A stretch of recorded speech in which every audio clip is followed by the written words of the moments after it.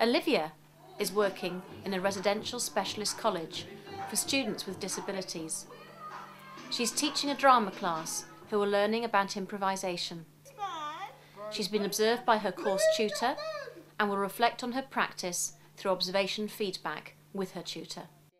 I'm going to ask you to all participate in an improvisation exercise, and then we're going to participate in the starting phrases improv.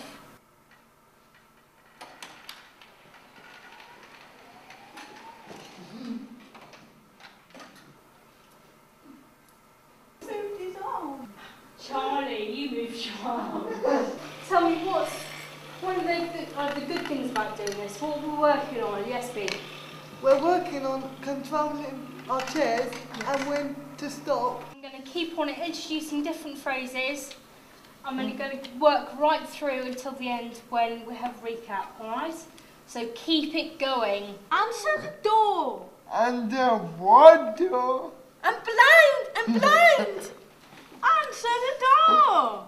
If you read it as it is here, yeah, then it becomes quite ridiculous.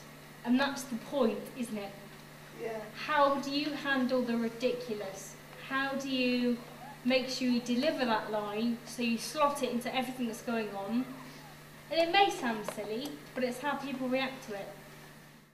Thinking about the session, Livy, how would you judge the success of that session you've just had? I think typically what I would do after a session is look to see whether any of my learning objectives had been achieved. And actually with this session, you know, they all did what they were supposed to do. So if you were to sum it up, what do you feel the students learnt in your session today? It was working on the improv skills with the added extras of projecting and moving in a different space as well. Thinking about your communications with your students, how effective were your communications?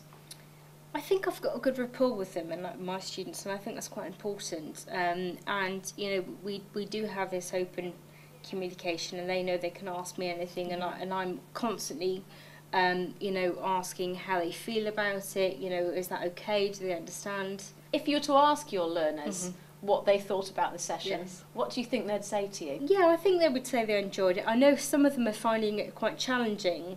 But that's the whole point of this project, you know, to work on their skills and improve them. And by looking at their starting point and then reviewing it at the end of the project, they can see how much they've learnt between. So I think that builds confidence too for the next thing. Having watched this video, think about the following points.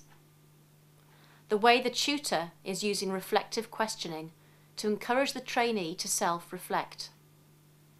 These might be the sort of questions you would ask yourself. Think about cause and effect. What do you do as a teacher, and what effect does this have on your learners and their learning?